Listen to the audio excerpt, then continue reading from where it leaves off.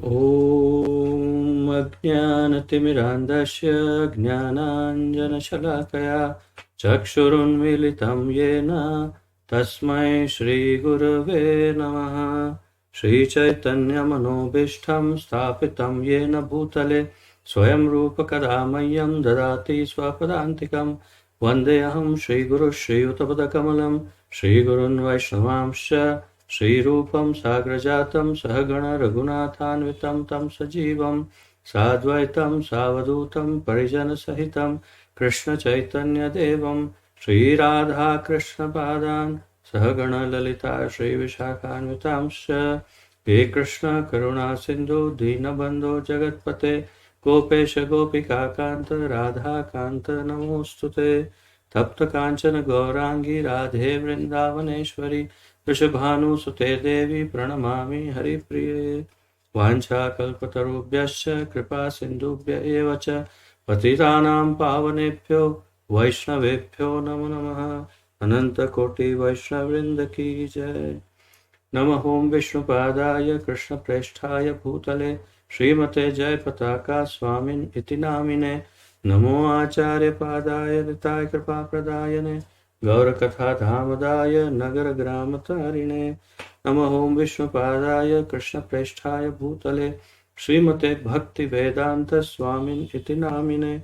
नमस्ते सारस्वते देवे गौरवाणी प्रचारिणे निर्विशेष शून्यवादी पाश्चात्य देशकारिणे। जय श्री कृष्ण चैतन्य प्रभु नित्यानंद श्री अद्वैत गदाधर श्रीवासादि गौर भक्त वृंद। हरे कृष्णा कृष्ण कृष्ण हरे हरे हरे राम राम राम हरे हरे। हरे कृष्णा कृष्ण कृष्ण हरे हरे हरे राम राम राम हरे हरे। हरे कृष्णा कृष्ण कृष्ण हरे हरे हरे राम राम राम हरे हरे।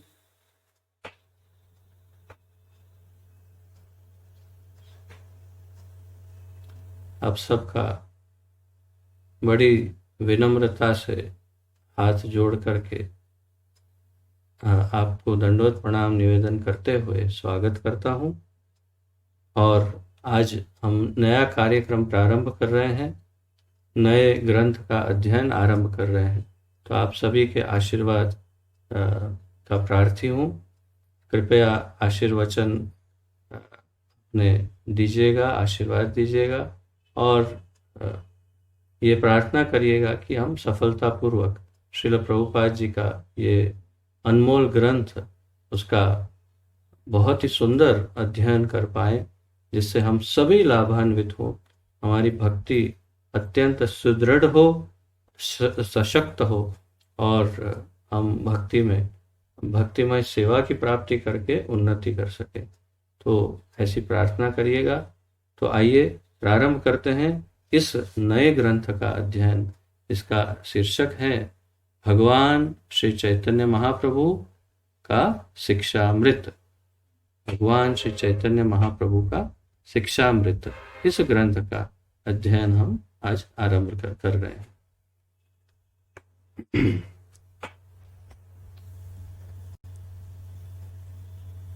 तो जैसा कि हमने इससे पूर्व बहुत ही एक महत्वपूर्ण ग्रंथ का, लघु ग्रंथ का अध्ययन पूर्ण किया, जिस ग्रंथ के बारे में आप में से अधिकतर भक्त उस ग्रंथ के अध्ययन में जुड़े थे, जो भगवान श्री चैतन्य महाप्रभु की शिक्षाएं, भगवान श्री चैतन्य महाप्रभु और उनकी शिक्षाएं, उस लघु ग्रंथ का हमने अध्ययन किया था।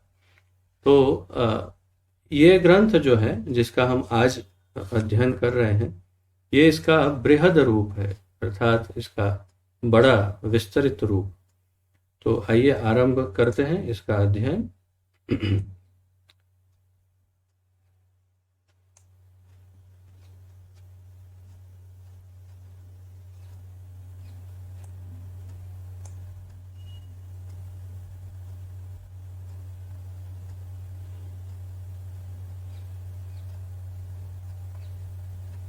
इस ग्रंथ में जो प्रस्तावना है, वो प्रस्तावना मैं यहाँ पर नहीं पढ़ूंगा। इसका कारण ये है कि जो हमने इसके पूर्व जिस ग्रंथ का अध्ययन किया था, भगवान श्री चैतन्य महाप्रभु और उनकी शिक्षाएं, उस ग्रंथ में जो प्रस्तावना थी वो और ये दोनों एक ही प्रस्तावना है। दोनों में कोई भी अंतर नहीं है प्रस्तावना में। अक्षर अक्षर सह दोनों सेम टू सेम प्रस्तावना है, और इसलिए मैं इसका यहाँ पर पठन करूँगा नहीं, बल्कि वीडियो की लिंक मैं बाद में ये YouTube में और Facebook में शेयर कर दूंगा, ताकि इसे कभी भी देखा जा सकता है इस अध्ययन को। अब आइए प्रारंभ करते हैं। भगवान श्री चैतन्य महाप्रभु का संक्षिप्त जीवन चरित्र। तो यहाँ पर बहुत कम ग्रंथों में या पुस्तकों में इस प्रकार होता है कि ग्रंथ का जो पहले प्रस्तावना हो, फिर भूमिका हो, फिर आमुख भी हो, फिर और भी कुछ हो, तो ऐसे 3-4 शुरुआत में हो, ऐसे बहुत कम ग्रंथ होते हैं। और ये वही उन्हीं अत्यंत दुर्लभ ग्रंथों में से एक है जिसमें ये सब एक साथ है। तो पहले प्रस्तावना थी, अब ये एक प्रकार का आमुख है, फिर भूमिका भी होगी, और उसके बाद ग्रंथ का अध्ययन शुरुआत करेंगे प्रभुपाद। और ये बहुत लंबा भी है, ये जो आमुख है। तो ये इसमें कुछ विशेष है। क्यों इसे लिया है प्रभुपाद जी ने, बल्कि ये उनका आलेखन नहीं है, ये श्री भक्ति विनोद ठाकुर का आलेखन है जो उन्होंने इस ग्रंथ में लिया है।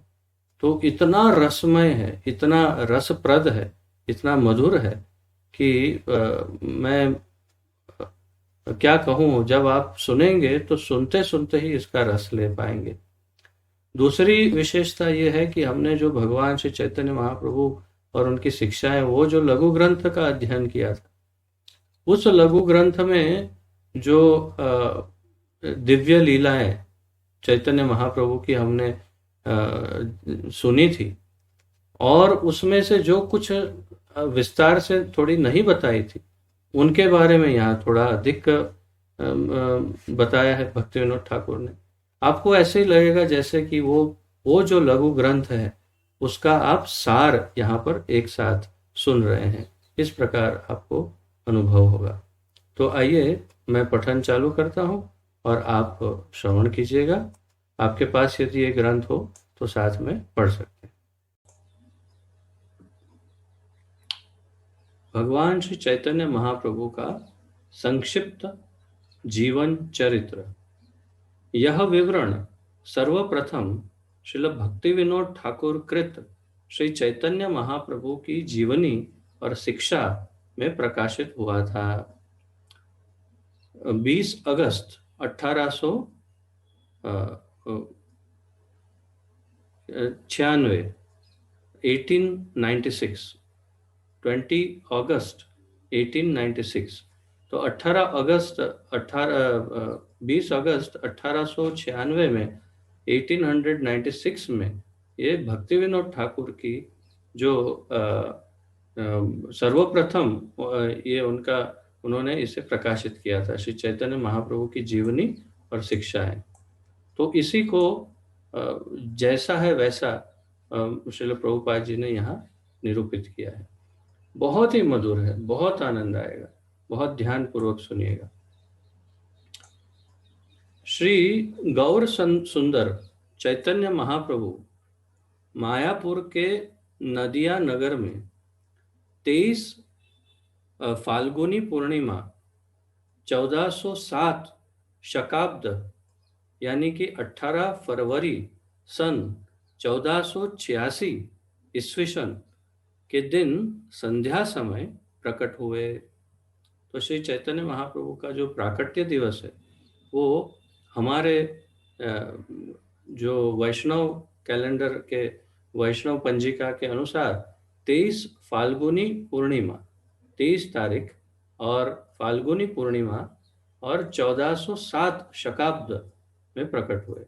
और वेस्टर्न कैलेंडर यानी विदेशी या पाश्चात्य जगत के की पंजिका के अनुसार 18 फरवरी 1486 को प्रकट हुए। उनके प्राकट्य के अवसर पर चंद्र ग्रहण था।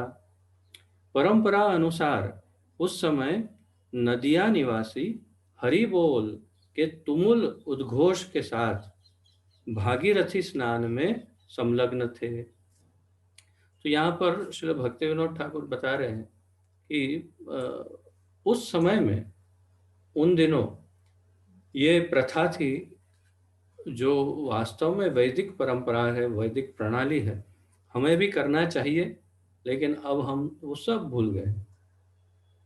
तो ये 550 वर्ष पूर्व जब चंद्र ग्रहण या कोई भी ग्रहण होता, तो उस समय दो कार्य सबसे प्रमुख होते।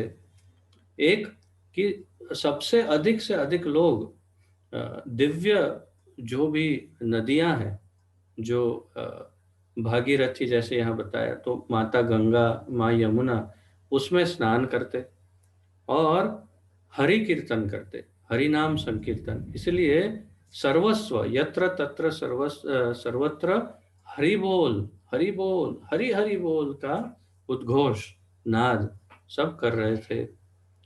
तो ये प्रणाली थी, परंपरा थी कि चंद्र ग्रहण के समय तो चैतन्य महाप्रभु ने बड़े सोच समझ करके, प्लान करके, अपनी इच्छा के अनुसार वे ऐसे ही समय में आए जब सर्वाधिक सब जगह पर गंगा का स्नान और हरि बोल का कीर्तन, हरि नाम संकीर्तन हो रहा था। और इससे उन्होंने ये सूचित किया कि वे हरि नाम संकीर्तन का उद्घोष करने के लिए, उसका प्रचार प्रसार करने के लिए आ रहे हैं। तो परंपरा अनुसार उस समय सब हरि बोल कर रहे थे और उद्घोष और भगीरथी स्नान में संलग्न थे। उनके पिता सामान्य वैदिक ब्राह्मण, देखिए ये तो बड़ा संक्षिप्त वर्णन है, इसलिए एकदम हाई स्पीड में जैसे हम पूरा चैतन्य महाप्रभु की दिव्य लीला देख रहे हो, एकदम जैसे ट्रेलर दिखाते हैं फिल्म का, ऐसे ये पूरी कथा हम सुन पाएंगे, बहुत आनंद आएगा। तो उनके पिता सामान्य वैदिक ब्राह्मण जगन्नाथ मिश्र तथा माता आदर्श गृहिणी सची देवी दोनों मूलतः सिलहट के ब्राह्मण वंशी थे। तो उनके कुल का पता, उनके कुल का परिचय दे रहे हैं भक्ति विनोद ठाकुर। कह रहे हैं कि सामान्य ब्राह्मण थे और पिताजी जगन्नाथ मिश्र, माता सची देवी, और सिलहट के ब्राह्मण वंश के थे। श्री गौर सुंदर महाप्रभु अतिशय अतिशय सुंदर बालक थे। नगर की स्त्रियां उपहार लेकर उनके दर्शनार्थ आई। तो महाप्रभु बड़े सुंदर थे, माताएं सब महिलाएं आई कुछ न कुछ भेंट लेकर। उनके नाना प्रसिद्ध ज्योतिष पंडित नीलांबर चक्रवर्ती ने भविष्यवाणी की कि बालक युग पुरुष होगा, इसलिए उनका विश्वंभर नामकरण हुआ। तो उनके नाना हमने अभी इसी वर्ष में फरवरी में, हमने मार्च में हमने ये नवद्वीप मंडल परिक्रमा की, इसलिए सब कुछ बिल्कुल स्पष्ट हमारे आंखों से सामने है। उनके नाना का घर और जहाँ पर महाप्रभु का प्रागट्य हुआ वो स्थान, और उनके नाना का बनाया हुआ बहुत सुंदर मंदिर, बहुत सुंदर, बहुत रमणीय जगह, मायापुर से थोड़ा सा ही दूर है। आप में से जो बंगाली है उस सबने तो देखा भी होगा। तो वहाँ पर मायापुर से थोड़ी ही दूर पर ये नीलांबर चक्रवर्ती, जो उनके नाना, महाप्रभु के नाना, उनका वहाँ पर घर था, और वो एक ज्योतिष थे, पंडित थे, और उन्होंने ये भविष्यवाणी की कि ये बालक जो है वो युग पुरुष होगा, युग पुरुष ये बहुत बड़ा शब्द है। युग पुरुष का अर्थ है जो पूरे के पूरे युग को प्रभावित कर सके, उसे युग पुरुष कहते हैं। ये सामान्य शब्द नहीं है। आप इसके ऊपर चिंतन करिए कि युग पुरुष का अर्थ है जो पूरे युग को प्रभावित कर सके, उसे युग पुरुष कहते हैं। और ये बार बार नहीं आते, हर ये एक युग में एकाध युग पुरुष आता है। तो वैसा ही हो रहा है और आगे और भी होगा। महाप्रभु की सब भविष्यवाणियां भी सत्य हो रही है।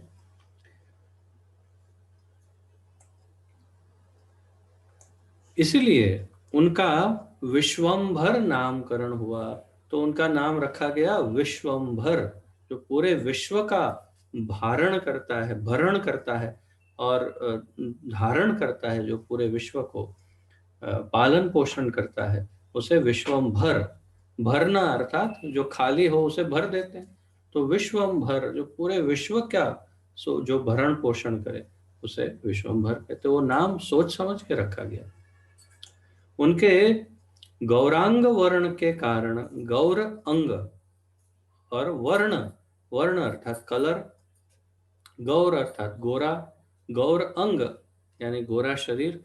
तो उनके अत्यंत गोरे शरीर के कारण पड़ोस की स्त्रियां उन्हें गौरहरि कहा, स्त्रियों ने गौरहरि कहा। तथा जन्मस्थान के निकट नीम वृक्ष होने के कारण माता ने उन्हें निमाई पुकारा। तो ये दो और नाम उन्हें प्राप्त हुए जो अधिक प्रचलित हुए। विश्वंभर इतना प्रचलित नहीं हुआ। गौरांग, गौरहरि और निमाई, ये नाम अत्यंत प्रचलित हुए। तो गौरहरि ये पड़ोस की स्त्रियों ने उन्हें नाम दिया कि जो बहुत गोरा गोरा है और हरि बोलने पर ही रुकता है, नहीं तो रोता ही रहता है। और ये भी आगे बताएंगे भक्ति विनोद ठाकुर, बड़ा रसमय है। और नीम के नीचे जन्मे, आपने तो देखा होगा मायापुर जो गए हैं कि नीम का वृक्ष है और उसके बिल्कुल नीचे ही उनकी कुटिया। तो इसलिए उनकी माता ने उनका नाम निमाई रख दिया। ये प्रणाली थी पहले के समय में। इसी प्रकार मनोहर बालक गौरहरि का नित्य दर्शन करके सभी हार्दिक प्रसन्न होते। बड़े होने पर वे अत्यंत चंचल और क्रीड़ारत हो गए। तो ये भी हम जानते हैं, हमने इनकी संक्षिप्त जीवनी के बारे में काफ़ी कुछ देखा है। और इसीलिए, और आप लोगों ने चैतन्य चरितामृत का भी आस्वादन किया है, श्रवण किया है पहले भी। जिन्होंने नहीं सुना उनके लिए ये पहली बार, प्रथम बार की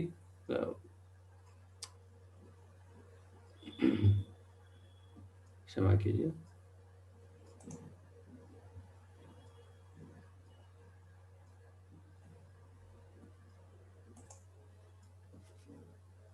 तो बहुत ही चंचल थे, बहुत ही मस्ती करते थे बचपन में, ये भी हम लोगों ने सुना है इसके बारे में।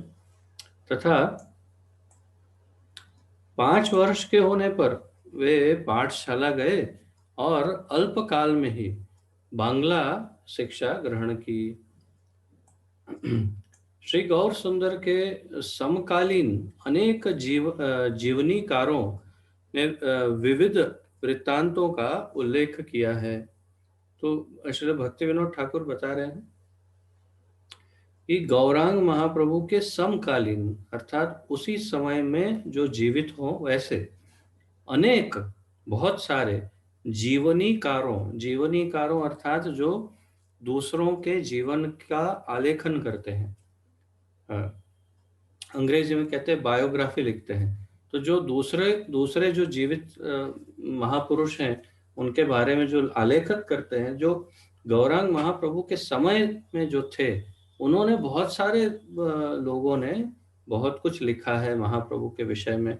और उनके बारे में बता रहे हैं कि विविध वृत्तांतों का उल्लेख किया है उन सबों ने, जो उनके शैशवकालीन चमत्कारों के प्रमाण हैं।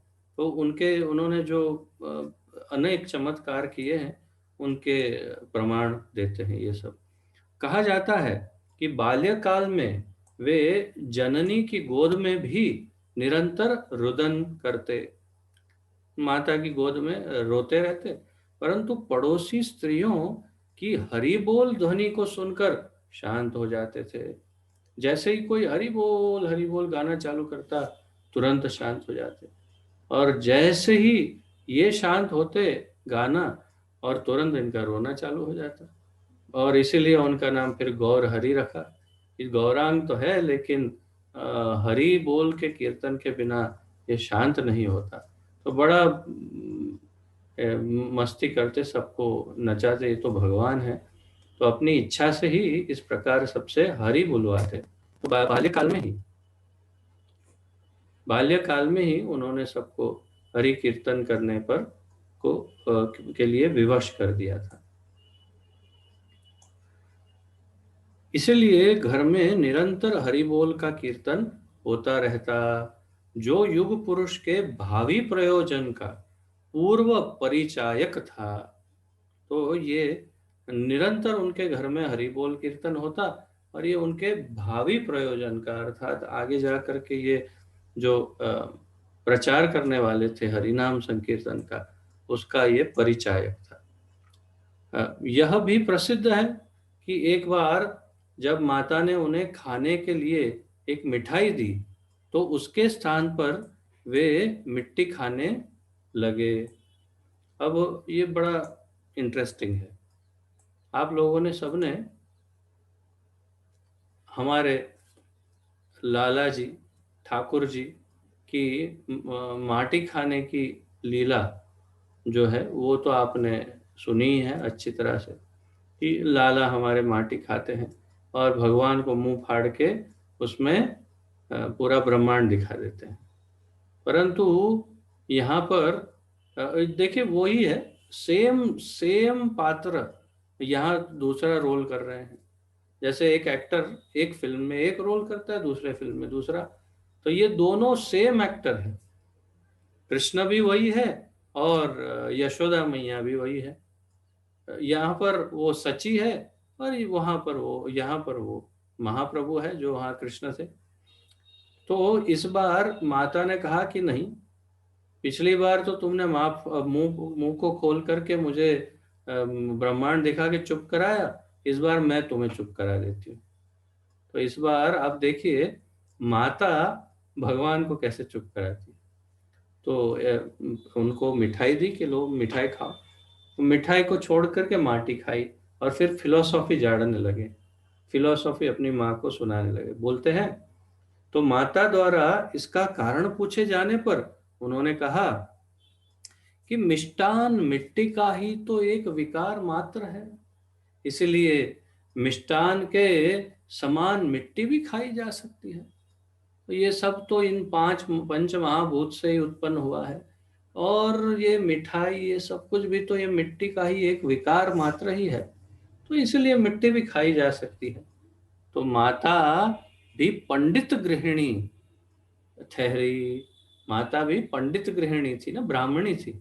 तो उन्होंने जवाब दिया, उन्होंने तुरंत उत्तर दिया कि प्रत्येक पदार्थ का अपना विशेष उपयोग होता है। घड़े की मिट्टी का उपयोग जल पात्र के रूप में संभव है, किंतु ईंट रूपधारी मिट्टी का ऐसा उपयोग नहीं हो सकता। ऐसे ही केवल मिष्टान के रूप में मिट्टी खाने योग्य है, अन्य प्रकार से नहीं। ऐसे ही केवल मिष्टान के रूप में मिट्टी खाने योग्य है, अन्य प्रकार से नहीं। अर्थात कि मिट्टी जब ये किसी भी प्रकार परिवर्तित होकर मिठाई का रूप लेती है, तो मिठाई के रूप में उसे खाया जा सकता है, परंतु सीधी मिट्टी मिट्टी को खा करके कहो कि मिठाई का आस्वादन मिलेगा, तो ये ठीक नहीं है। बालक श्री गौर सुंदर को यह तर्क मानना पड़ा, और अपनी भूल स्वीकार करते हुए उन्होंने भविष्य में फिर ऐसा न करने का वचन दिया। तो यहाँ पर पूरी लीला ही चेंज कर दी भगवान ने। यशोदा मैया उस समय भगवान भारी पड़े थे, और इस समय सची माता भारी पड़ गई और महाप्रभु की फिलॉसफी बंद करवा दी। अब आगे सुनिए। एक अन्य चमत्कार का भी वर्णन हुआ है। कहा जाता है कि एक बार तीर्थ यात्री ब्राह्मण, इसके बारे में हमने पिछली बार काफी विस्तार से सुनी थी कथा, इस बार संक्षिप्त से फिर से सुनते हैं। कहा जाता है कि एक बार तीर्थ यात्री ब्राह्मण ने उनके घर आतिथ्य स्वीकार किया। वह भोजन बनाकर श्री कृष्ण का ध्यान करने बैठा। इसी बीच बालक श्री गौर सुंदर ने वहां आकर चावल को खा लिया। बालक की क्रिया से विस्मित हुए ब्राह्मण ने जगन्नाथ मिश्र के आग्रह पर फिर से रसोई बनाई, किंतु जैसे ही अन्न को श्री कृष्णार्पण करने के लिए ध्यान लगाया कि बालक ने फिर से भोग लगा दिया। छोटे बालक ने ब्राह्मण से एक बार और रंधन करने के लिए अनुनय की गई, बहुत रिक्वेस्ट की, और लास्ट टाइम एक बार और बना लो, अब हम इसको रूम में लॉक कर देंगे, आप चिंता मत करो, आप बनाओ, आप, हमें नहीं तो अपराध लग जाएगा। ठीक है, फिर से एक बार बन। इस समय तक सारे घरवासी निद्रा मग्न हो चुके थे। अरे रात हो गई इतनी, सब सो गए, निमाई को भी बंद कर दिया था रूम में। ऐसे में यात्री ब्राह्मण को अपने कृष्ण रूप का दर्शन कराकर बालक ने उन पर कृपा की। तो बड़े संक्षिप्त में बता दिया है यहाँ पर भक्ति विनोद ठाकुर ने। तीसरी बार फिर भोग लगाने गए, फिर महाप्रभु ने खाया, और जब ब्राह्मण ने बहुत क्रोधित हो गया, बहुत व्याकुल हो गया, तो महाप्रभु भी क्रोधित हो गए। महाप्रभु ने, अरे ये क्या है, अब तुम मेरा नाम लेकर मुझे बुलाते हो बार बार, श्री कृष्णार्पणम करते हो, और जैसे ही मैं आके खाता हूँ तुम है वो करते हो। अरे तो फिर मेरा नाम लेके मुझे बुलाते क्यों हो भाई? मेरा आह्वान करते हो, जब मैं आता हूँ खाने के लिए तो तुम चिल्लाने लगते हो, अरे ये क्या हो गया, क्या हो गया। तीन तीन बार ऐसा किया, कितनी बार मेरा अपमान हो गया ये। तो ब्राह्मण समझ नहीं पाया। जब ब्राह्मण नहीं समझ पाया तो उन्होंने अपना वास्तविक रूप उन्हें दिखा दिया। जब वास्तविक रूप देखा तो ब्राह्मण एकदम शॉक में आ गया, और फिर उनसे वचन लिया महाप्रभु ने, किसी को भी बोला तो तुम्हारी हालत खराब हो जाएगी। ये दर्शन सिर्फ तुम्हारे लिए स्पेशल दर्शन है, किसी को बताना नहीं कि मैं ये हूँ, ठीक है? चुपचाप से अभी यहाँ रहो रहो थोड़ा समय, फिर निकल जाना। तो बहुत ब्राह्मण अपने आप को, उसका भाग्य की कोई सीमा नहीं, इतना गदगद हो गया भगवान अपने ठाकुर जी के दर्शन करके। तो अपने आराध्य के प्राकट्य से ब्राह्मण भावाविष्ट हो गए हैं। यह भी उल्लेख है कि तो ये एक और एक कथा, यह भी उल्लेख है कि दो चोर आभूषणों के लोभ से बालक को उनके पिता के द्वार से उठाकर ले गए और मार्ग में उन्हें मिष्ठान दिया। तो ये भी हमने सुना था पिछली बार उस ग्रंथ के अध्ययन में, लघु ग्रंथ के अध्ययन में, कि उन चोरों ने उनको उठाया और भागे, और फिर बीच में मिठाई खिलाई, जो भी है। तो बालक श्री गौर सुंदर ने अपनी माया का प्रयोग से चोरों को मोहित कर दिया। वे चोर स्वयं ही उन्हें फिर उनके पिता के द्वार पर ले आए। तो बालक ने इस तरह से उन्हें भ्रमित कर दिया कि वो दौड़ दौड़ के पूरा गांव घूम के वापस उनके ही पिता के द्वार पर आके उनको रख दिया। ये सब हमने सुना था पिछली बार। फिर पकड़े जाने के भय से चोर बालक को वहीं छोड़कर भाग गए। बालक का एक अन्य चमत्कार हिरण्य और जगदीश से एकादशी का सारा कृष्ण नैवेद्य मांगने का है। तो ये और एक लीला है, बड़ी बृहद लीलाएं हैं, सब बड़ी बड़ी लीलाएं।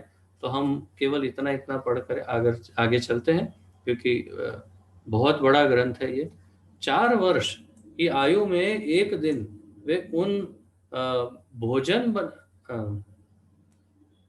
भोजन बनाने के भग्न पात्रों पर जा बैठे, जिन्हें उनकी माँ माँ भी अपवित्र समझती थी। उन्होंने माता को समझाया कि पात्रों के संबंध में पवित्रता अपवित्रता का प्रश्न नहीं उठता। इन विवरणों का संबंध उनके 5वें वर्ष की आयु तक है। तो कई लीलाएं कि अपनी माता को समझाया कि टूटे हुए बर्तनों को अपवित्र नहीं समझते, वो कैसे अपवित्र हो जाते हैं, वगैरह वगैरह। 8वें वर्ष में श्री गौरांग ने मायापुर के निकट गंगानगर में गंगादास पंडित के टोल में प्रवेश किया। तो टोल का अर्थ है स्कूल, वास्तव में विद्यालय। केवल 2 वर्ष में ही वे संस्कृत व्याकरण एवं काव्य अलंकार में विद्वान हो गए। कितने वर्ष के? 8 वर्ष के बालक 10 वर्ष के हुए तब तक संस्कृत व्याकरण और काव्य और अलंकार में विद्वान हो गए। इसके बाद उनका अध्ययन अपने घर पर ही स्वाध्याय के रूप में हुआ। फिर तो सबने देखा कि इनके लिए तो कोई स्कूल ही नहीं बची, इतने विद्वान हैं, इनको कहाँ पढ़ाएंगे, तो चलो इनको घर पर ही पढ़ाते हैं। तो घर पर ही उनकी पढ़ाई शुरू होगी, जहाँ पंडित पिता, उनके पिता भी पंडित थे, तो पंडित पिता के सब महत्वपूर्ण ग्रंथ उन्हें उपलब्ध थे। तो घर में ही अध्ययन शुरू हो गया। प्रतीत होता है कि प्रख्यात पंडित रघुनाथ शिरोमणि से अध्ययन करने वाले अपने मित्रों की स्पर्धा में उन्होंने स्मृति तथा न्याय का भी स्वाध्याय किया। तो महाप्रभु ने स्मृति और न्याय, ये भी एक विषय है आध्यात्मिक, उन आध्यात्मिक और कुछ हद तक भौतिक कह सकते हैं। तो क्योंकि ये ग्रंथों से, वेदों से है, इसलिए मैं उन्हें आध्यात्मिक कह रहा हूँ। तो स्मृति और न्याय वास्तव में भौतिक प्रशिक्षण है, परंतु इसमें भी वे पारंगत हो गए। इस प्रकार 10 वर्ष की आयु में श्री चैतन्य व्याकरण, काव्यालंकार, स्मृति और न्याय के प्रसिद्ध विद्वान हो गए। तो 10 वर्ष की आयु में तो चैतन्य महाप्रभु व्याकरण, ग्रामर, काव्य अलंकार, स्मृति और न्याय, ये सारे सब्जेक्ट में प्रसिद्ध विद्वान हो गए। प्रसिद्ध विद्वान, सामान्य नहीं, प्रसिद्ध विद्वान हो गए। इसी काल में उनके अग्रज विश्वरूप ने गृह त्याग कर संन्यास आश्रम ग्रहण किया था। तो इसी काल में उनके अग्रज अर्थात बड़े भाई विश्वरूप जो थे, उन्होंने संन्यास ले लिया। नव किशोर होने पर भी, अर्थात अभी तो नई नई किशोर अवस्था में प्रवेश किया था, श्री चैतन्य ने माता पिता को यह कहकर सांत्वना दी कि वे भगवान की प्रसन्नता के लिए उनकी सेवा करेंगे।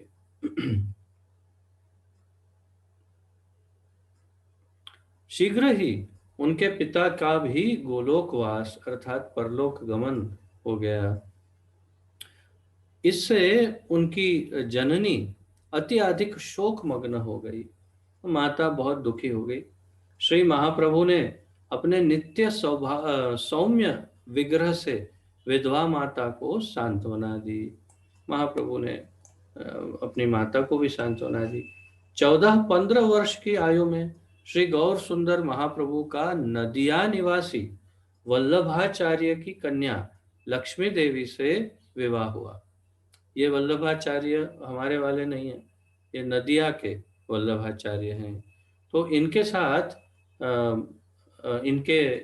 उनकी जो सुपुत्री लक्ष्मी देवी, महाप्रभु की पहली पत्नी, उनके साथ उनका विवाह हुआ।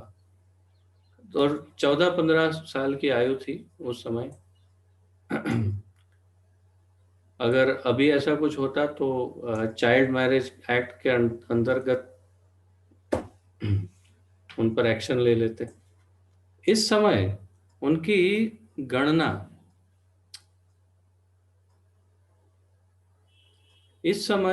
गणना न्याय और संस्कृत शिक्षा के लिए विख्यात नदिया नगर के सर्वश्रेष्ठ विद्वानों में थी।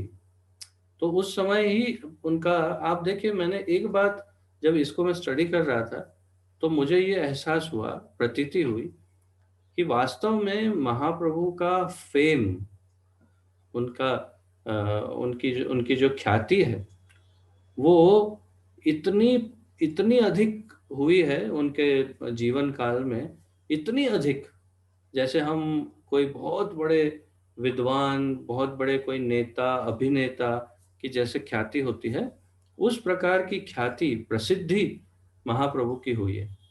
आप देखिए यहाँ पर बड़े संक्षिप्त में भक्ति विनोद ठाकुर उनकी ख्याति के बारे में बताते हैं।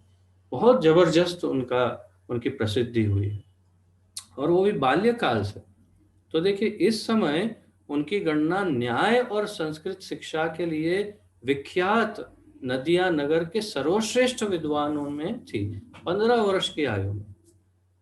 स्मार्त पंडित, स्मार्त पंडित, तो ये बहुत हम जो अंग्रेजी में कहते हैं स्मार्ट, SMART, स्मार्ट, वास्तव में ये शब्द स्मार्त ब्राह्मण इस शब्द से उद्भूत हुआ होगा अवश्य ही, स्मार्ट, क्योंकि स्मार्त ब्राह्मण सबसे अधिक विद्वान ब्राह्मण माने जाते हैं सभी ब्राह्मणों में। तो ये स्मार्त पंडित ही नहीं, सारे न्यायिक नैयायिक भी उनसे साहित्यिक वार्ता में विवाद करने का साहस नहीं करते थे। स्मार्त ब्राह्मण और अन्य विद्वान भी कोई उनसे विवाद करने की हिम्मत नहीं करते थे, इतने ज्ञानी थे। गृहस्थ होने के कारण पद्मा तट, अब ये भी एक मेरे लिए नई जानकारी थी। मुझे तो लगा कि महाप्रभु बस कीर्तन ही करते रहे और कभी कुछ कमाया नहीं। बिल्कुल गलत है। महाप्रभु बहुत धन कमा के लाए, हमें तो पता भी नहीं था कि वो बिजनेसमैन भी हो गए थे। तो वो कुछ बिजनेस करके बहुत बढ़िया से धन भी कमा के लाए। अब देखिए, क्योंकि जिम्मेदारी हो गई, गृहस्थ हो गए, तो गृहस्थ होने के कारण पद्मा तट से वे धनोपार्जन के लिए पूर्व बंगाल गए। बताइए, बिजनेस करने के लिए चले गए पूर्व बंगाल। वहां अपनी विद्वत्ता के प्रदर्शन से विपुल धन प्राप्त किया, बहुत सारा धन लेकर के आ गए। इसी काल में समय समय पर वे वैष्णव धर्म का भी उपदेश करने लगे। तो तब से धीरे से कृष्ण भक्ति का उपदेश तब से प्रारंभ किया। श्री तपन मिश्र को वैष्णव सिद्धांतों की शिक्षा प्रदान कर बनारस की आज्ञा दी। उनके पूर्व बंगाल के प्रवास काल में ही पत्नी लक्ष्मी देवी का सर्प के काटने से परलोकवास हो गया। तो एक पत्नी, प्रथम पत्नी लक्ष्मी देवी जो है, उनका सर्प दंश से उनका उन्होंने अपना शरीर त्याग किया, जो भौतिक शरीर।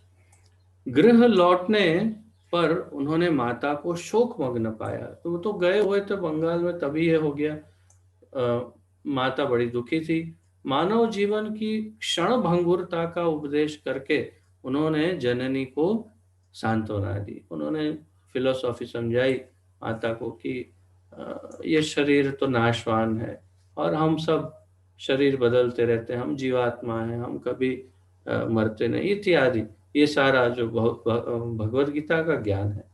तो जो प्रस्तावना मैंने छोड़ी, जो हमने पढ़ी नहीं, क्योंकि हमने पहले पढ़ी थी पिछली बार लघु ग्रंथ अध्ययन में, तो उसके बिल्कुल शुरुआत में प्रभुपाद जी बताते हैं कि भगवद गीता के जो उपदेश है उसमें और श्री चैतन्य महाप्रभु की शिक्षा में कोई अंतर नहीं है, सेम टू सेम। ऐसा प्रभुपाद जी लिखते हैं उस प्रस्तावना में। अगर आपके पास ये ग्रंथ है तो पढ़िएगा। तो बिल्कुल सही है। तो महाप्रभु ने वही ज्ञान माता को प्रदान किया और सांत्वना दी। माता के अनुरोध से राज पंडित श्री सनातन मिश्र की कन्या विष्णु प्रिया देवी का पाणी ग्रहण किया। राज पंडित, ये भी महत्वपूर्ण शब्द है। राज पंडित अर्थात बहुत बड़े विद्वान और राजा के दरबार में जो पंडित हो, उन्हें राज पंडित। उनकी पुत्री विष्णु प्रिया माता, आप लोगों ने नवद्वीप धाम जो है हमारे मायापुर के सामने, जहाँ पर हम जाते हैं दर्शन के लिए, वहाँ पर विष्णु प्रिया मंदिर में दर्शन तो अवश्य किया ही होगा, जो भी आप में से गए हैं। बहुत ही सुंदर विग्रह है, महाप्रभु ने अपने हाथों से बनाकर वो विग्रह उन्हें प्रदान किया था, ऐसे कहते हैं। उनकी खड़ाऊ, उनके महाप्रभु की अपनी ओरिजिनल पादुका वहाँ पर है, उसके भी दर्शन आप कर सकते हैं, किए ही होंगे। तो विष्णु प्रिया माता से उनका विवाह हुआ। यात्रा से लौटने पर उनके साथ फिर से संग हो गए, उनके क्षमा कीजिए उनके साथी फिर से संग हो गए। अब वे इतने प्रसिद्ध हो चुके थे, देखिए वही प्रसिद्धि की बात, अब वे इतने प्रसिद्ध हो चुके थे कि नदिया के सर्वश्रेष्ठ पंडित माने जाने लगे थे। तो पूरे नदिया में सर्वश्रेष्ठ पंडित के रूप में उन्हें स्वीकार कर लिया था सबने, इतनी प्रसिद्धि हो गई थी। स्वयं को महान दिग्विजय कहलाने वाला केशव मिश्रा कश्मीरी, केशव कश्मीरी जिसे हम जानते हैं, नदिया के पंडितों से शास्त्रार्थ के लिए नदिया आए। ये भी हमने जो लघु ग्रंथ की का अध्ययन किया था तब थोड़े विस्तार से इसकी चर्चा की थी कि किस प्रकार वो अंत में, सबसे अंत में नदिया आया, पूरे भारत को हरा दिया, और फिर नदिया लास्ट में आया, क्योंकि उन्हें लगा कि सबसे महत्वपूर्ण नदिया है तो उसमें सबको हरा दूंगा तो मैं पूरे विश्व विजेता हो जाऊंगा। और इसलिए अंत में नदिया पधारे और हालत खराब हो गई उनकी, तो महाप्रभु ने ऐसा उनको हरा दिया। वो सब हमने सुना था कि कैसे गंगा की स्तुति की रचना की, शतक 100 श्लोक की रचना की, और उसमें से धड़ाधड़ एकदम महाप्रभु उसमें से त्रुटियां निकालने लगे। और सबसे महत्वपूर्ण त्रुटि उन्होंने जो निकाली वो ये थी कि केशव कश्मीरी ने कहा कि what is that, Bhavani Bharatu, Bhavani Bharatu के कह के पुकारा महादेव को। तो और उसके आगे फिर ये भी लगाया कि भवानी भरतू के पति, तो उन्होंने मिस्टेक निकाली कि ऐसे कैसे हो सकता है। भवानी भरतू का अर्थ है भवानी के पति, और भवानी के पति की पत्नी, ये क्या हुआ। तो उसका अर्थ क्या हुआ कि जो भवानी के पति है उसकी पत्नी, अर्थात ये तो कोई और हो गई, या तो उनके पति दो हो गए। तो वो ऐसे करके गलती निकाल के उनको कहा कि ये तो बहुत बड़ी गलती है, और इस प्रकार उनको वहीं पर हरा दिया था पहली मीटिंग में। यहाँ पर थोड़ा संक्षिप्त में बताते हैं भक्ति विनोद ठाकुर। नामधारी, नामधारी अर्थात नामचीन, बहुत बड़ा नाम हो, नामधारी दिग्विजयी पंडित से भयभीत होकर नदिया के टोल विद्वान एक नियंत्रण का छल करके नगर से चले गए, निमंत्रण का छल करके नगर से चले गए। सब ब्राह्मण ने सोचा अगर हम इनसे उलझ जाएंगे तो हार जाएंगे तो हमारी जो भी थोड़ी बहुत भी है वो सब ख्याति चली जाएगी।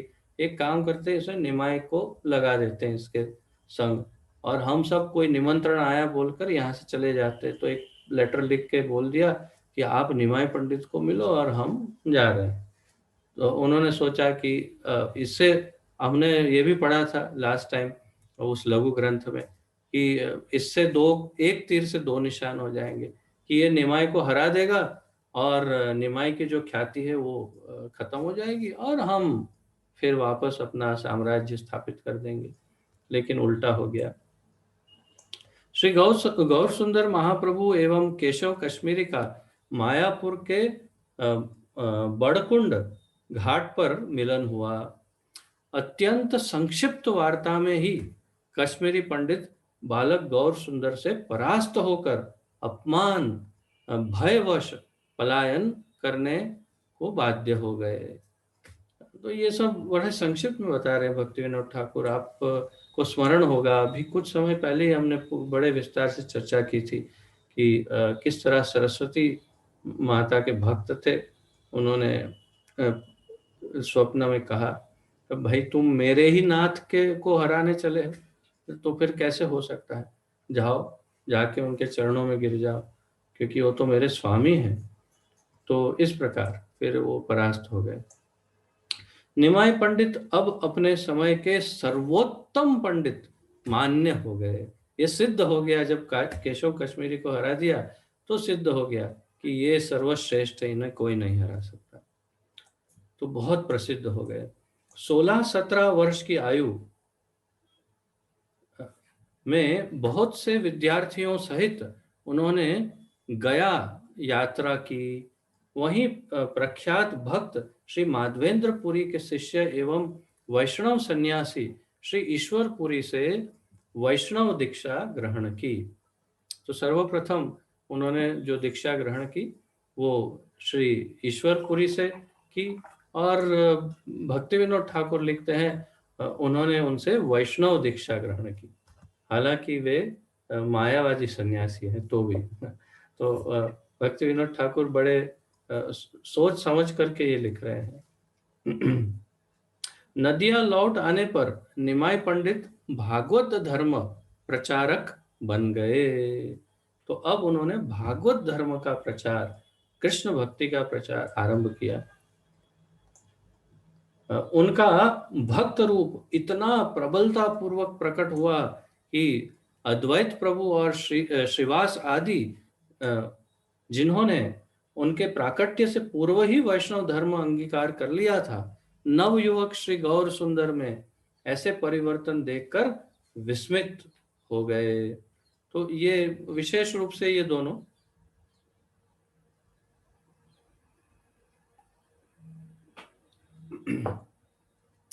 अद्वैत आचार्य और गदाधर पंडित और फिर श्रीवास आचार्य, ये सब उनसे आयु में काफी बड़े थे। और विशेष रूप से अद्वैत आचार्य, गदाधर पंडित, ये सब बड़े वयोवृद्ध, अर्थात ये जब अभी तो प्रकट हुए थे तब ये सब काफी बड़े थे। तो ये पहले ही वैष्णव थे और पहले ही वैष्णव धर्म को अंगीकार किया था इन लोगों ने। तो ये आश्चर्यचकित हो गए कि ये नवयुवक बच्चा कैसे इतना विशेष है। कहने के लिए वो सब जानते थे, क्योंकि अद्वैत आचार्य स्वयं भी महाविष्णु के अवतार हैं। तो अब वे तर्करत, नैयायिक, शास्त्रार्थ करने वाले स्मार्त और आलोचक काव्यवेत्ता नहीं रहे। ये एक बड़ा टर्निंग पॉइंट, परिवर्तन महाप्रभु में आया। पहले की तरह अब वो पांडित्य का प्रदर्शन नहीं कर रहे थे, अब वे कृष्ण भक्ति के लक्षण और कृष्ण भक्ति का ज्ञान का प्रचार प्रसार करने लग गए थे। तो यहाँ से एक टर्निंग पॉइंट आ गया उनके जीवन में। प्रत्यक्षदर्शी श्री मुरारी गुप्ता, देखिए ये भी बड़ा विशेष है। ये भक्ति विनोद ठाकुर, हमें ये देखिए कई बार लोग मानते नहीं जल्दी से, और इसलिए भक्ति विनोद ठाकुर तो बड़े विद्वान थे, अंग्रेजों के जमाने में थे, इसलिए जानते थे कि कौन कैसे मानेगा, क्या कहने से मानेगा। तो जो प्रत्यक्षदर्शी है उसने कुछ लिखा है तो सत्य होगा, ये वो जानते थे, और इसलिए उन्होंने यहाँ लिखा कि प्रत्यक्षदर्शी श्री मुरारी गुप्ता ने वर्णन किया है। तो मुरारी गुप्ता, जिन्हें हम हनुमान जी का अवतार मानते हैं गौर गणोदेश दीपिका के अनुसार, महाप्रभु के समकालीन जो थे, उन्होंने भी एक डायरी लिखी है, अर्थात बायोग्राफी लिखी है महाप्रभु की। उसमें उन्होंने प्रत्यक्ष जो देखा वो लिखा। क्या वर्णन किया है कि श्रीवास के घर में अपने शत शत भक्तों के मध्य, हजारों भक्तों के साथ, जिनमें मुख्यतः महान विद्वान थे, उन्होंने अपनी भगवत शक्तियों का प्रकाश किया। तो महाप्रकाश लीला जिसे हम कहते हैं, ये सब उन्होंने श्रीवास ठाकुर के, श्रीवास आचार्य के घर में प्रदर्शित किया। ये सब मुरारी गुप्ता ने लिखा। इसी समय श्रीवास के आंगन में उन्होंने अपने निष्ठावान भक्तों के साथ रात्रि संकीर्तन का प्रारंभ किया। तो हमारे नवयुवक जो है वो नाइट क्लब में जाते हैं, और महाप्रभु ने रात्रि संकीर्तन का प्रारंभ किया। आवश्यकता तो वास्तव में इसकी है, परंतु अब आजकल की जनरेशन अलग रास्ते पर है।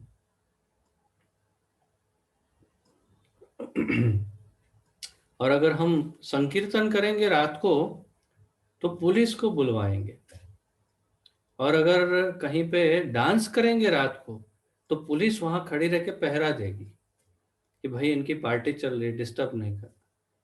बताइए, अब ये पूरा पूरा जो है समय शिफ्ट हो रहा है। तो महाप्रभु ने नाइट संकीर्तन का प्रारंभ किया। हाँ, लेकिन उस समय भी हमारे इस युग जैसे तो थे ही, तो काजी अब बीच में टांग अड़ाएगा। तो वहां वे प्रवचन करते, गाते, नाचते और नाना भावों का प्रकाश करते थे। वैष्णव उपदेशक के रूप में संपूर्ण भारत भ्रमण करके श्री नित्यानंद प्रभु भी इस समय उनसे आ मिले। तो ये वो समय था जब श्री नित्यानंद प्रभु स्वयं भगवान बलराम पूरे भारत का भ्रमण करके फिर वहां पर आकर के महाप्रभु को मिले। वो भी हमने देखा था, कितने सुंदर ढंग से दोनों का मिलन होता है, कितना बहुत अद्भुत। मैंने जब नित्यानंद प्रभु के बारे में लेक्चर दिया था कुछ वर्ष पूर्व, 1 या 2 वर्ष पूर्व, अगर आप में से कोई उसमें से जो जितने दीक्षित भक्त हैं सब थे मेरे ख्याल से उस लेक्चर में, तो आपको स्मरण होगा कि वो बड़ा विस्तार से वो घटना का हमने वर्णन पढ़ा था कि किस प्रकार कितना मधुर मिलन होता है महाप्रभु का और नित्यानंद प्रभु का। ये सब दिव्य है, उसका आनंद भी चैतन्य चरितामृत आदि से लेना चाहिए। तो वास्तव में अनेक अनेकानेक निष्ठावान वैष्णव उपदेशक बंगाल के विविध भागों से उनके संग में आए। तो उन्होंने बड़े बड़े विद्वानों को जमा करके बहुत बड़ी मंडली बनाई थी महाप्रभु ने। इस प्रकार नादिया नगर ऐसे अनेक वैष्णव आचार्यों का नित्य निवास स्थल बन गया, जिनका उद्देश्य वैष्णव धर्म के सर्वोच्च प्रभाव द्वारा मानवता को भगवत परायण बनाना था। कितना सुंदर लिखते हैं भक्ति विनोद ठाकुर, उनका आलेखन कितना अद्भुत है। कह रहे हैं कि बड़े बड़े वैष्णव आचार्य वहां पर निवास करने लग गए, और सबका एक ही उद्देश्य था कि ये भागवत धर्म का प्रचार प्रसार किया जाए, सब जगह पर पूरी मानवता को भगवत परायण बनाया जाए। तो प्रभु नित्यानंद और ठाकुर हरिदास को उन्होंने यह प्रथम आदेश दिया। और यहाँ ट्रांसलेशन भक्ति विनोद ठाकुर लिखते हैं, मित्रों जाओ, नगर के मार्गों पर जाओ, जन जन के द्वार पर जाकर सबसे पवित्रता पूर्वक हरिनाम ग्रहण करने की प्रार्थना करो, और नित्य संध्या समय अपने प्रचार कार्य के संबंध में मुझे सूचित करो। यह आदेश होने पर दोनों नाम प्रचारक चले। एक दिन उनकी भेंट दो परम अधम जीवों जगाई और मधाई से हुई। ये भी हमने विस्तार से सुनी थी वो कथा। श्री सुंदर महाप्रभु गौर सुंदर महाप्रभु का आदेश अनुसार उन्होंने प्रचारकों का अपमान किया। आदेश सुनकर उन्होंने प्रचारकों का अपमान किया। तो ये दोनों ने, आप जानते हैं स्टोरी कि हरिदास ठाकुर और नित्यानंद प्रभु गए। नित्यानंद प्रभु ने कहा कि महाप्रभु ने आदेश दिया है जन जन को हरिनाम संकीर्तन सिखाओ, हरिनाम दो सबको। तो जब महाप्रभु के बारे में सुना, हरिनाम के बारे में सुना, तो बहुत क्रोधित हुए, और फिर एक बार तो ऐसे ही चले गए। दूसरी बार जब फिर प्रयास किया तो नित्यानंद प्रभु के सर पे उन्होंने चोट पहुंचाई इत्यादि, वो सब स्टोरी आप जानते हैं।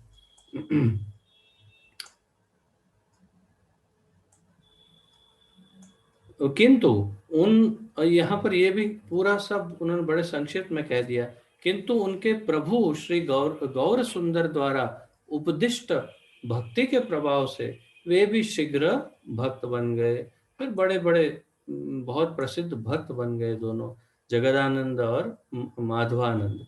किंतु हाँ, नदिया निवासी इससे आश्चर्यचकित हो उठे। उन्होंने कहा, निमाय पंडित केवल महान विद्वान ही नहीं, अपितु निश्चित रूप से सर्वसमर्थ श्री भगवत दूत हैं। तो अब जगह मधाई को जब परिवर्तित कर दिया महाप्रभु ने, फिर सबको लगा कि नहीं, ये सामान्य पंडित नहीं, ये तो भगवान का कोई दूत है। जीवन के इस 23वें वर्ष से, अब देखिए 23rd ईयर, 23वां वर्ष चल रहा है, 24वें वर्ष में संन्यास ग्रहण करेंगे महाप्रभु। तो 23वें वर्ष में इतना सब कुछ कर दिया, और 48 की उम्र में तो लीला भी समाप्त कर देते हैं।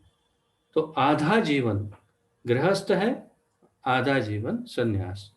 तो वो हमने पिछली बार भी चर्चा की थी, एग्जैक्ट 50-50, 24 वर्ष गृहस्थ के, 24 वर्ष संन्यास आश्रम के।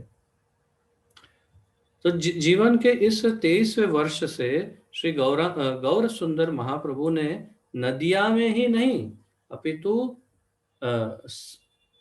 समीपवर्ती सारे नगर ग्राम आदि में अपने वैष्णव सिद्धांतों का प्रचार किया। अब उनकी प्रसिद्धि बढ़ रही है और प्रचार बढ़ रहा है, एरिया बढ़ रहा है। भक्तों के निवासों पर, क्षमा कीजिए, थोड़ा बीच बीच में कभी कभी कुछ ना कुछ टेक्निकल प्रॉब्लम आता रहता है।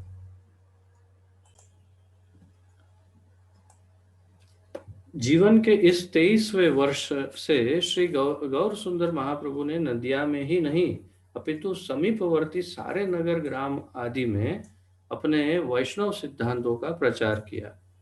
भक्तों के निवासों पर चमत्कार प्रदर्शन किया, गोपनीय भक्ति सिद्धांतों की शिक्षा दी, भक्त वृंद सहित संकीर्तन किया। उनके नदियावासी भक्त मार्गों में हरिनाम का संकीर्तन करने लगे। इससे एक उत्तेजना फैल गई, विभिन्न व्यक्तियों में विभिन्न भावों का प्रादुर्भाव हुआ। भक्त अतिशय प्रफुल्लित हुए। दूसरी ओर निमाय पंडित की सफलता से ईर्ष्या करने वाले स्मार्त पंडितों ने श्री चैतन्य को अहिंदू बताकर उनके विरुद्ध चांद काजी से शिकायत की। काजी ने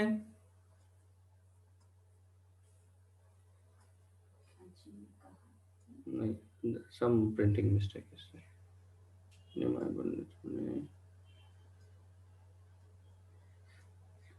काजी, शायद ऐसे ही हो। काजी ने कहा कि यदि निमाय पंडित अपनी इट्स रिटन लाइक दैट।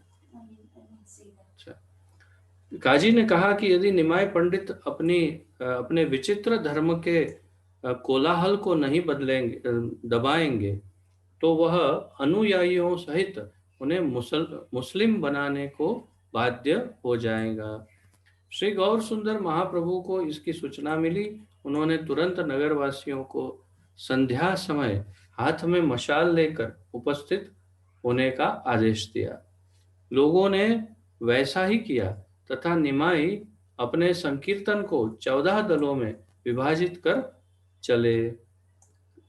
काजी निवास पहुंचकर उन्होंने काजी के साथ विस्तार से बात की और अंत में अंग स्पर्श करके उनके हृदय में भी वैष्णवता का संचार कर दिया। ये कथा भी हमने काफी अच्छे ढंग से सुनी थी उस लघु ग्रंथ के अध्ययन में। और जैसा कि आप जानते हैं, महाप्रभु ने शक्ति प्रदर्शन और संगठन की शक्ति का प्रदर्शन, उनकी ख्याति, उनकी प्रसिद्धि कितनी अधिक है, उसका प्रदर्शन काजी को किया। वे कितने प्रसिद्ध हैं, कितने प्रिय हैं सबके, वो उन्होंने साबित किया काजी के सामने। और लाखों हजारों हजारों लोग 14 अलग अलग दल बना करके उन्होंने संकीर्तन पार्टियां निकाली और सबसे पहला आंदोलन, और जैसे मैंने उस समय आपको बताया था कि सबसे पहला सत्याग्रह आंदोलन उन्होंने प्रारंभ किया। और ये सत्याग्रह था, सत्य आग्रह, कि हम संकीर्तन बंद नहीं करेंगे। और ये आंदोलन लेकर के वे पहुंचे चांद काजी के वहां। उनके साथ चांद काजी डर गए थे, वो भी आप सब स्मरण होगा आपको। और फिर उनके साथ वार्तालाप हुई, बड़े विनम्रता पूर्वक उन्होंने अपनी विनम्रता का प्रदर्शन किया। उन्होंने उग्र होकर अपने क्रोध का या ऐसा प्रदर्शन न करते हुए विनम्रता पूर्वक बड़े सम्मान के साथ चांद काजी को सम्मान देते हुए उनको समझाया। और वाद विवाद में अंत तो गत्वा, यहाँ पर जैसे भक्ति विनोद ठाकुर लिख रहे हैं, बड़े महत्वपूर्ण बात है कि उनका अंग स्पर्श किया। तो जब उनको स्पर्श किया तो परिवर्तन हो गया काजी का। जब शेर चीतों को अगर हाथियों को, हिरणों को अगर स्पर्श करके महाप्रभु हरि बोल का उद्घोष करवा सकते हैं, तो ये तो इंसान है, उनको स्पर्श करने से पूरा परिवर्तन हो गया। तो अंग स्पर्श करके उनके हृदय में भी वैष्णवता का संचार कर दिया। काजी ने रोते हुए स्वीकार किया कि उसे एक तीव्र भगवत प्रभाव की अनुभूति हुई, जिससे उसके संशय नष्ट हो गए तथा परमानंद प्रदायक भक्ति भाव का उदय हुआ। तो महाप्रभु के स्पर्श से उसको रोमांच हो गया। उसने फिर वो घटना भी बताई कि रात में स्वप्न में नरसिंह देव ने आकर के उसके छाती पर अपना पंजा रख दिया और वार्निंग देकर गए कि देख लेना अगर कुछ भी इधर का इधर हुआ तो। और फिर पंजे का निशान भी छोड़ के गए निशानी के तौर पे। तो कितने भाग्यशाली है। उसी लिए इसी कारण से तो उनकी आज इतनी बड़ी समाधि है, चांद काजी समाधि, और हम सब वैष्णव उनको प्रणाम करते हैं वैष्णव के रूप में। तो ये सामान्य जीव तो नहीं थे। श्री गौर सुंदर महाप्रभु की, हाँ हाँ, इसके बाद ये लाइन बड़ी महत्वपूर्ण है। इसके बाद काजी संकीर्तन में सम्मिलित हो गए। तो भक्ति विनोद ठाकुर कह रहे हैं कि वो भी संकीर्तन आंदोलन में ज्वाइन हो गए। श्री गौर सुंदर महाप्रभु की दिव्य शक्ति से जगत विस्मित हो उठा। तो अब पूरे जगत में उनकी प्रसिद्धि होने, जगत अर्थात भारत में उस समय, इस घटना से हजारों हजारों अवैष्णव भक्त बनकर श्री विश्वम्भर ध्वज के नीचे एक प्राण हो गए। क्या सुंदर ढंग से लिखते हैं भक्ति विनोद ठाकुर, क्या उनका सुंदर आलेखन और विवरण है। बहुत सुंदर ढंग से कह रहे हैं कि ये एक घटना से भी इतना प्रभाव पड़ा सब पर, इतना इतनी गहरी इंप्रेशन उन्होंने क्रिएट की कि जो अभक्त थे, ऐसे कई अभक्त वैष्णव बन बन करके सब उनकी मंडली को ज्वाइन करने लगे।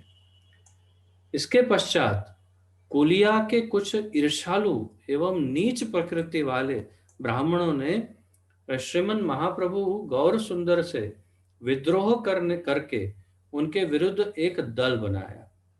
निमाय पंडित सिद्धांत पर दृढ़ होते हुए भी स्वभावतः परम सहृदय थे। उन्होंने विचार किया कि दलबंदी और सांप्रदायिक संकीर्णता प्रगति के दो सबसे बड़े शत्रु हैं। प्रगति, प्रोग्रेस, उन्नति के दो सबसे बड़े शत्रु महाप्रभु ने बताए, दलबंदी और सांप्रदायिक संकीर्णता। दलबंदी अर्थात ग्रुपिज्म, जो आप सबको उसका अनुभव है अच्छी तरह से, हम सबको इसका अच्छा अनुभव है। ग्रुपिज्म, हर वस्तु में ग्रुपिज्म, भक्ति में भी ग्रुपिज्म हो जाता है। तो ये बहुत बड़ी बाधा है। और सांप्रदायिक संकीर्णता, कि मेरा संप्रदाय तुमसे सबसे श्रेष्ठ है, तुम तो कुछ भी नहीं हो, तुम्हारा संप्रदाय बिल्कुल बेकार है।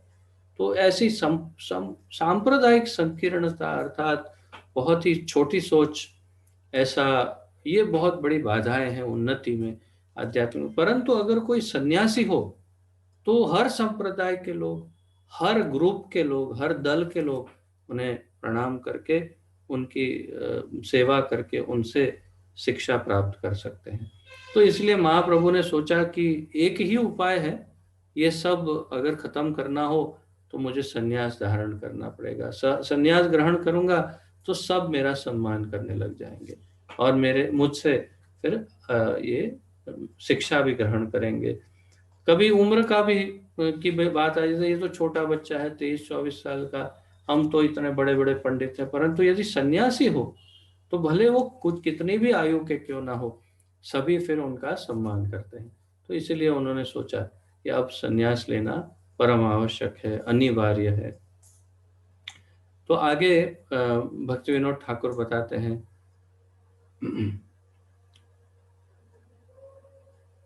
इसीलिए जब तक निमाय पंडित किसी एक परिवार से संबंधित हैं, तब तक उनका प्रयोजन पूर्णतः सिद्ध नहीं हो सकेगा। अतः उन्होंने अपने परिवार, वर्ण, दल आदि से संबंध विच्छेद कर विश्व नागरिक बनने का संकल्प किया। विश्व नागरिक, ये शब्द भक्ति विनोद ठाकुर ने उस समय 1896 में प्रयोग किया है। विश्व नागरिक का अर्थ है जो पूरे विश्व का नागरिकत्व है जिसके पास हो, citizen of the whole world. वो कैसे प्राप्त हो सकता है? जब सन्यास धारण करते हैं, सन्यास ग्रहण करते हैं, तो पूरे विश्व का नागरिकत्व प्राप्त हो जाता है। तो विश्व नागरिक बनने का उन्होंने संकल्प किया। इस प्रकार 24वें वर्ष में उन्होंने कटवा में वहाँ के केशव भारती से सन्यास आश्रम ग्रहण किया। तो ये भी हमने संक्षिप्त में सुना था जब लघु ग्रंथ अध्ययन कर रहे थे। इसकी उनकी माता एवं पत्नी उनके विरह में फूट फूट कर रोई, पर सुहृदय होते हुए भी हमारे चरित्र नायक आदर्श पर दृढ़ थे। तो रोए, लेकिन उन्होंने अपना आइडिया चेंज नहीं किया। अपने घर के छोटे से संसार का उन्होंने परित्याग किया। सामान्य जनता को श्री कृष्ण के अनंत वैकुंठ जगत धाम की प्राप्ति कराने के लिए उन्होंने परित्याग किया। किस लिए परित्याग किया?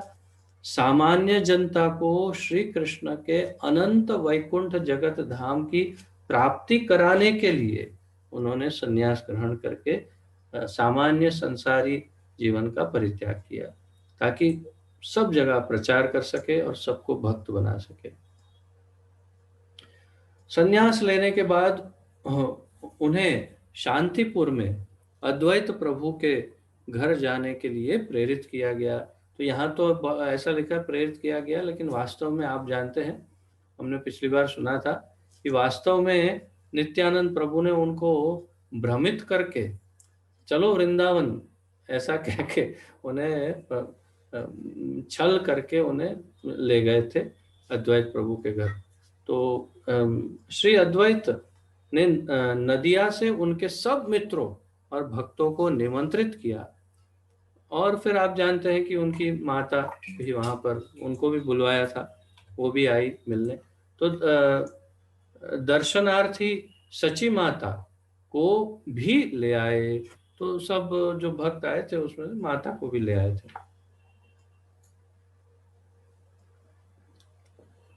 पुत्र का सन्यासी रूप देखकर जननी का हृदय हर्ष विषाद मग्न हो गया। अब ये क्यों ऐसा लिखा है भक्ति विनोद ठाकुर ने, मेरी समझ से परे है, सोच समझ कर ही लिखा होगा अवश्य, परंतु लिखते हैं उनका हृदय हर्ष विषाद मग्न हो गया। हर्ष का अर्थ है आनंद, विषाद का अर्थ है दुख। सन्यासी होने के कारण श्री कृष्ण चैतन्य महाप्रभु केवल कौपिन और बाहिर बाहिर्वास धारण किए हुए थे। तो उस समय सन्यास, और विशेष रूप से महाप्रभु तो अत्यंत चुस्त सन्यासी थे। तो उन्होंने केवल कौपिन धारण किया था और एक बाहिर वस्त्र कुछ धारण किया होगा। तो उनका मस्तिष्क, हाँ, मस्तक मुंडित था, हाथ में दंड कमंडलु थे। अपनी स्नेहमयी जननी के चरण में दंडवत प्रणाम कर पावन पुत्र ने कहा। तो ये सन्यास आश्रम का, ये हमने पिछली बार पढ़ा था, शायद, अगर मुझे अच्छे से स्मरण हो, पढ़ा था या कहीं और पढ़ा मैंने, कि एक सन्यासी के लिए सारे धर्म वो त्याग हो जाते हैं जैसे ही सन्यास ग्रहण करता है, परंतु माता के साथ का उसका जो संबंध है वो उसमें नहीं आता है। अर्थात कि माता के प्रति उसका जो संबंध है वो संबंध सन्यास लेने के बाद भी वो वैसे ही रहता है। अर्थात कि सन्यासी अपनी माता को माता कहकर उनके चरणों में दंडवत प्रणाम कर सकता है, जो महाप्रभु ने करके प्रस्थापित किया कि ये रूल है। सन्यासी है तो क्या हुआ। वैसे ही शंकराचार्य भी सन्यास ग्रहण करने के बाद अपनी माता को मिलने गए थे और उनके देहांत पर भी गए थे शंकराचार्य। इसी प्रकार सन्यासी अपनी माता के साथ का संबंध बरकरार रख सकता है, जैसा है वैसे।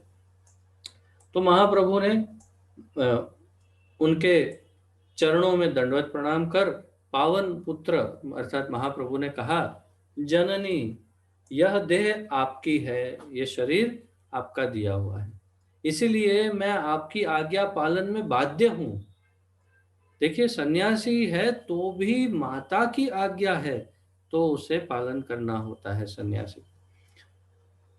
भगवत प्राप्ति के लिए मुझे श्रीधाम वृंदावन गमन करने की आज्ञा दीजिए। उनकी इच्छा थी वृंदावन, यहाँ श्रीधाम वृंदावन में आने की, परंतु माता ने आज्ञा नहीं दी। अद्वैत आदि से विचार विमर्श कर जननी ने पुत्र को जगन्नाथपुरी में निवास करने को कहा, जिससे समय समय पर उन्हें श्री गौर सुंदर की वार्ता अर्थात न्यूज मिलती रहे। तो समय समय पर कोई भी जो वहां से, आप जानते हैं केवल एक रात्रि का अंतर है ट्रेन में, तो उस समय तो ट्रेन थी नहीं तो समय तो लगता होगा, परंतु फिर भी जगन्नाथपुरी और मायापुर काफी नजदीक है और यात्री आते जाते रहते हैं और न्यूज लाते रहते होंगे कि महाप्रभु ठीक है। आगे फिर बताएंगे कि प्रसाद भी भेजते थे महाप्रभु अपनी माता के और पत्नी के लिए समय समय पर।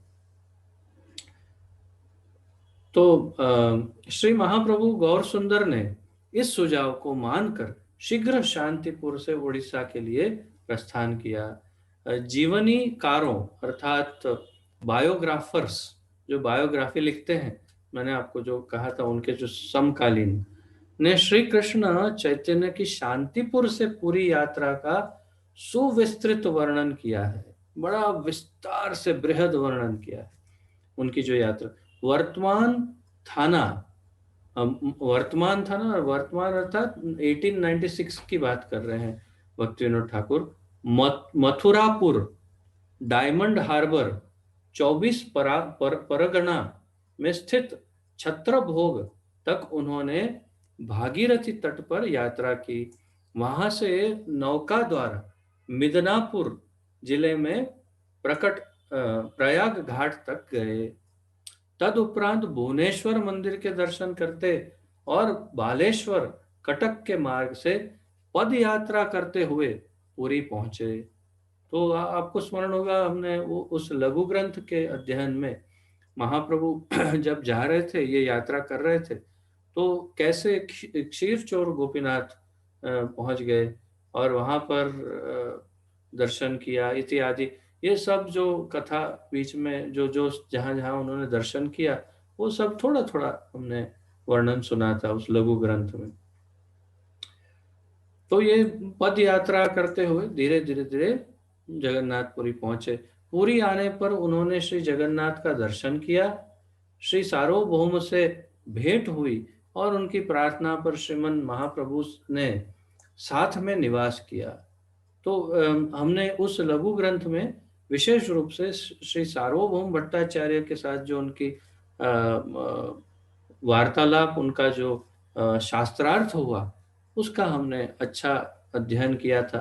आप सबको स्मरण अवश्य होगा। यहाँ पर तो बड़े संक्षिप्त में केवल वर्णन इतना कर रहे हैं। तो श्री सार्वभौम उस काल के महान विद्वान थे। उनके स्वाध्याय की सीमा नहीं थी, अर्थात बहुत ज्यादा विद्वान थे और साधना बहुत अच्छी थी उनकी। अध्ययन, वैदिक अध्ययन, सर्वश्रेष्ठ नैयायिक होने के साथ वे शंकर वेदांत के सर्वाधिक पांडित्यपूर्ण विद्वान के रूप में विख्यात थे। आपको अगर स्मरण हो तो हमने पढ़ा था कि सारे सन्यासियों को जो सन्यास ग्रहण करते हैं उनके आचार्य थे, अर्थात सभी सन्यासियों को वेद पढ़ाना वो उनका कार्य था। और इसीलिए आपको स्मरण होगा कि उन्होंने महाप्रभु को भी कहा कि आप 24 साल के हैं, अभी अभी सन्यासी बने, आप मुझसे थोड़ा वेद अध्ययन करिए। तो यही उनका शास्त्रार्थ वहीं से आरंभ हुआ। इसका भी यहाँ छोटा वर्णन है। उनका जन्म नदिया विद्यानगर में हुआ था, जहाँ वे अपने टोल में असंख्य विद्यार्थियों को न्याय की शिक्षा देते थे। निमाय पंडित के आविर्भाव से कुछ ही पूर्व वे पुरी चले आए। उनके बहनोई श्री गोपीनाथ ने इन नवीन सन्यासी का परिचय श्री सार्वभौम से कराया। श्री सार्वभौम की ये भी हमने गोपीनाथ आचार्य के बारे में भी सुना था। उसमें श्री सार्वभौम श्री गौर सुंदर के श्री विग्रह माधुर्य से आश्चर्यचकित हो उठे। उन्हें भय हुआ कि लंबे जीवन काल में ऐसे नवयुवक के लिए संन्यास धर्म की रक्षा बड़ी कठिन होगी। इतने हैंडसम, इतने गोरे, इतने विद्वान और 24 साल के सन्यासी, कितने साल तक रहेंगे सन्यासी, यह डर लगा उनको। श्री गोपीनाथ की जो श्री चैतन्य महाप्रभु को नदिया से जानते थे, उनकी प्रभु में प्रगाढ़ निष्ठा थी। अतः उन्होंने घोषित किया कि वे सन्यासी साधारण मनुष्य नहीं है। इस पर श्री गोपीनाथ और श्री सार्वभौम भट्टाचार्य में भी गहन शास्त्रार्थ हुआ। इसका सब वर्णन चैतन्य चरितामृत आदि जो भी ग्रंथ है उनमें सब ये सब विस्तार से। तत्पश्चात श्री सार्वभौम ने श्री गौर सुंदर से अपने वेदांत सूत्र की व्याख्या सुनने के लिए अनुरोध किया। जैसे मैंने कहा कि आप मेरी व्याख्या सुनिए, और प्रभु ने युक्ति पूर्वक स्वीकृति प्रदान की। श्री गौर सुंदर ने गंभीरता पूर्वक 7 दिवस तक चुपचाप श्री सार्वभौम की व्याख्या सुनी।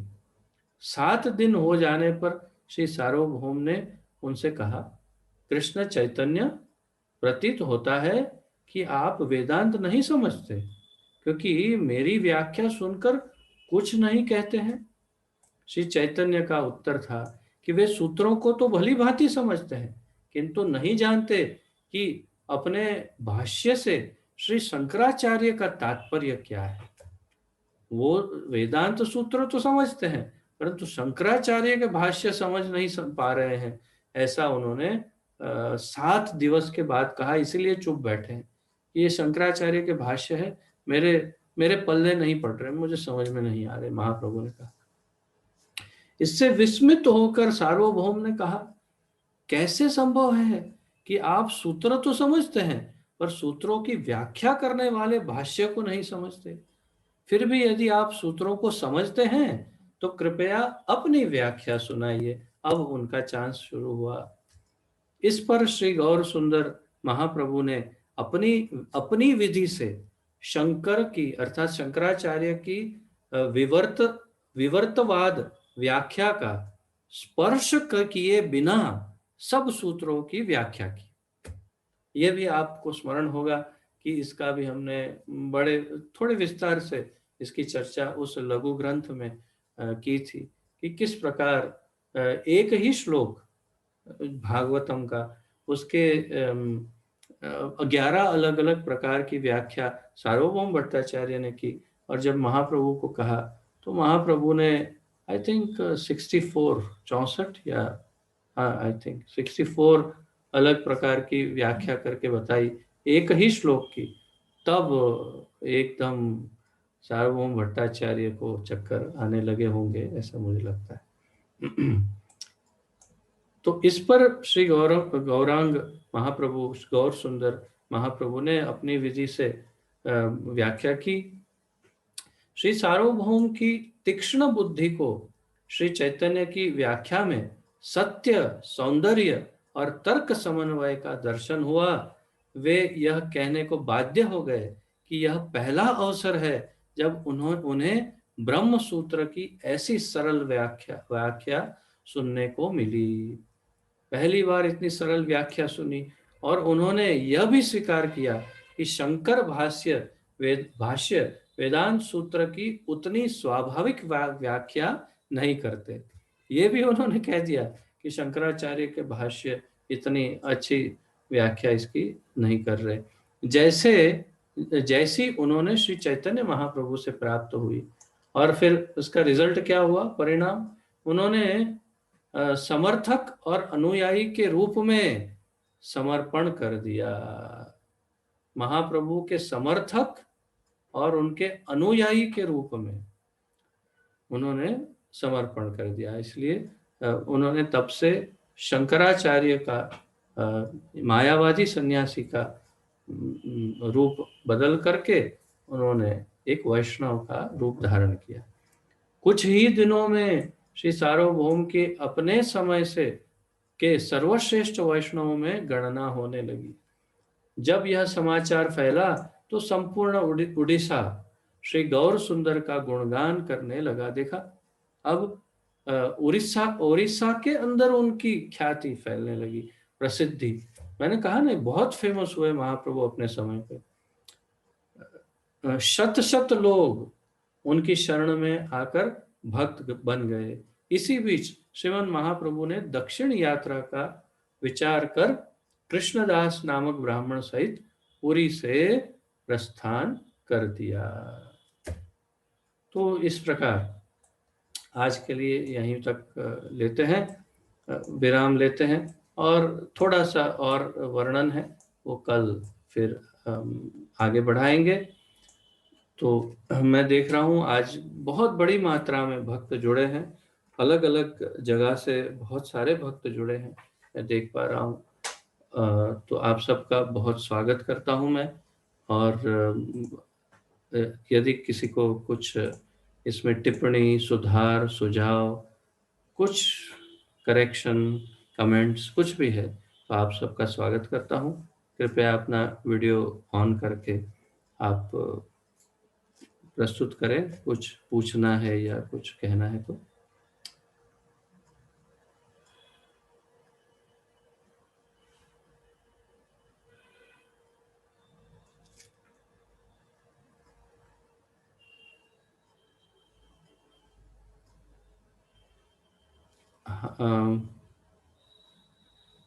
हाँ अमृतमयी माता जी। हाँ हाँ प्रभु जी, हरे कृष्णा, दंडवत प्रणाम। इतने दिनों से इतना खाली खाली लग रहा था ना आज बहुत आनंद मिल रहा है कि चलो फिर से सत्संग चालू हुआ। 4:30 बजे का इंतजार करते रहते हैं कि चलो अभी स्टार्ट होगा कर करके, और अच्छा लगता है। ऐसा मतलब इतना दिन बिल्कुल एक, आप समझ सकते हो क्या मतलब मैं बोलना चाहती हूँ, समझ सकते हो, खाली खाली लग रहा था ऐसे बहुत बस अच्छा आनंद मिल रहा ये है। हमारे प्रभुपाद की करुणा मात्र है और कुछ नहीं है। मैं तो बिल्कुल भी अयोग्य व्यक्ति हूँ, मैं जानता हूँ, मुझमें तो कोई गुण नहीं, परंतु ये हमारे प्रभुपाद जी की वाणी है, उनका दिया हुआ ज्ञान है, उनके ग्रंथ हैं, और हमारे गुरु महाराज का आशीर्वाद है कि जिसके कारण मैं आप सब तक वही उनका जो मैसेज है वो बस पास ऑन करने का प्रयत्न करता हूँ। आप सब आशीर्वाद दीजिए। तो ऐसी मधुरता इस मंथन से उद्भूत होती रहे और हम आस्वादन करते रहें, ऐसा आप सब प्रार्थना करते रहिए।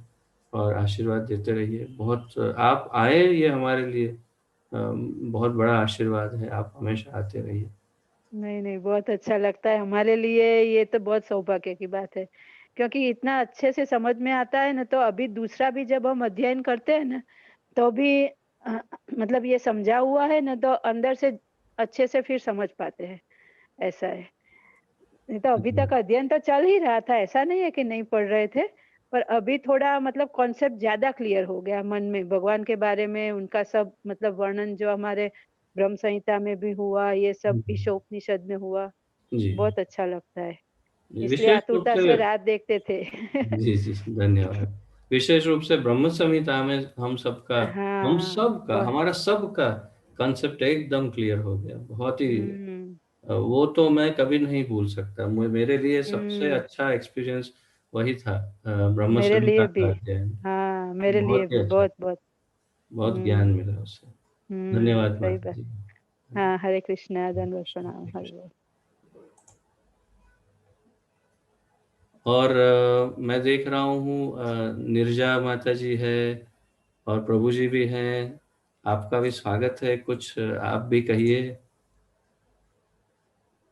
हरे सो Krishna Prabhu ji. So happy to see you. Prabhu ji, बहुत दिनों के बाद आपका दर्शन हुआ। हरी हरी, आप दोनों का 2 भी साल दर्शन। वृंदावन में मिले थे। जी जी जरूर यही जरूर। दिसंबर का ही टाइम था।